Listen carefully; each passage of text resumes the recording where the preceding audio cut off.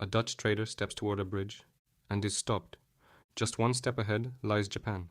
But for him, that world is forbidden. Without permission, he cannot cross.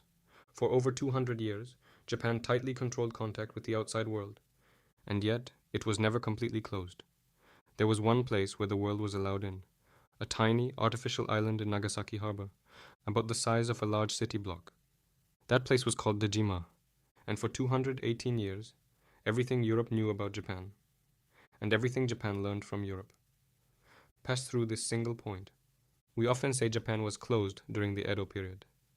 But that's not the full picture. Japan still maintained carefully managed connections with the outside world. Chinese merchants traded in Nagasaki. Korean diplomats came through Tsushima. The Ryukyu kingdom maintained its own ties. Trade with the Ainu continued in the north. Japan wasn't isolated from Asia. But when it came to Europe, there was only one gateway, one island, one bridge, one carefully controlled door. Dejima. All Western science, medicine, and technology entered Japan through this single point. That fact alone makes it one of the most consequential pieces of land in Japanese history. To understand Dejima, we need to go back to the 16th century. In 1543, Portuguese merchants were blown off course by a storm. They landed on a small island called Tanegashima. They were the first Europeans to set foot in Japan.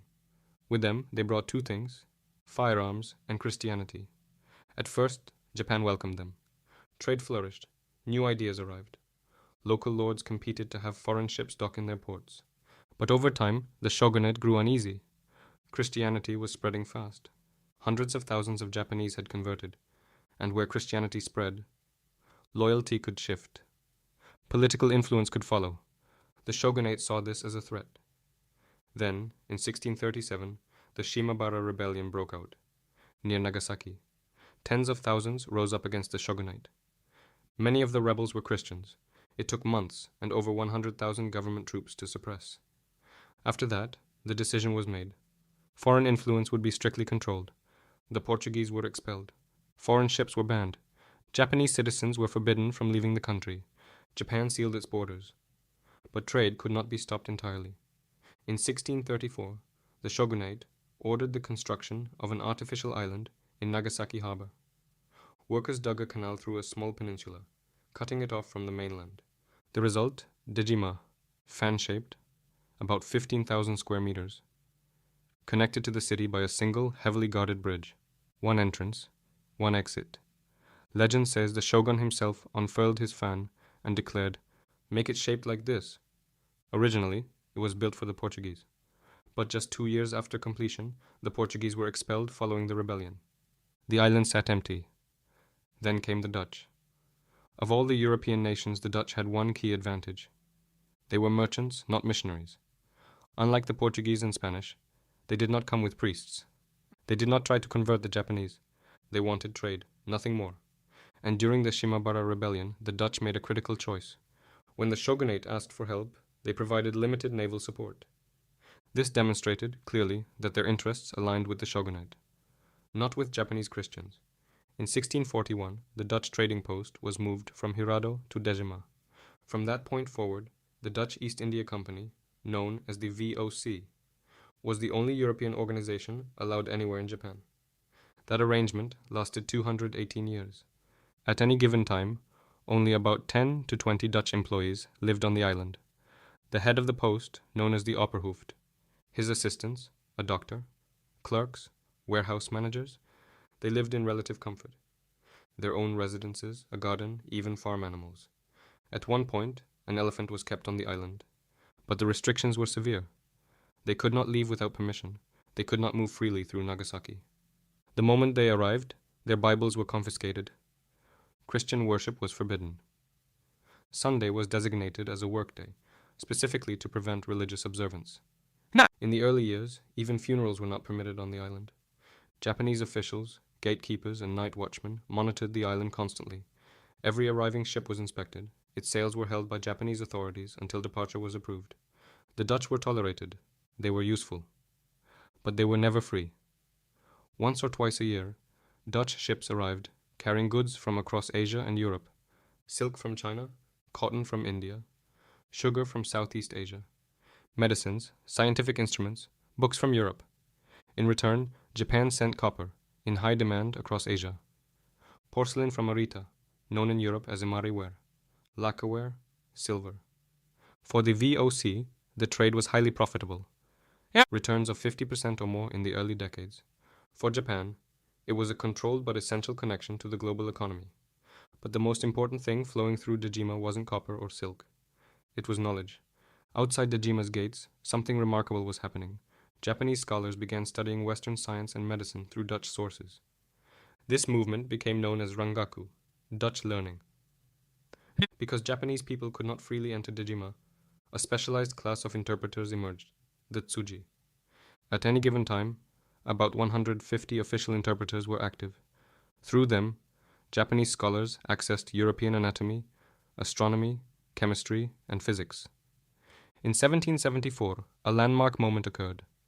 For centuries, Japan had relied on Chinese medical texts.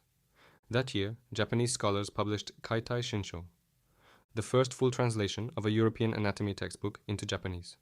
When they compared it against Chinese texts, the Western knowledge proved more accurate. It changed how Japanese doctors understood the human body, and it opened a door that could not be closed again. Beyond medicine, billiards arrived in Japan through Dejima in 1764. Beer, coffee, badminton, cabbage, tomatoes. Small things, but signs of a world quietly seeping in. Once a year, the head of the Dutch trading post made a long journey, from Nagasaki to Edo, modern-day Tokyo, to formally present himself before the shogun. This journey was called the Edo Sanpu.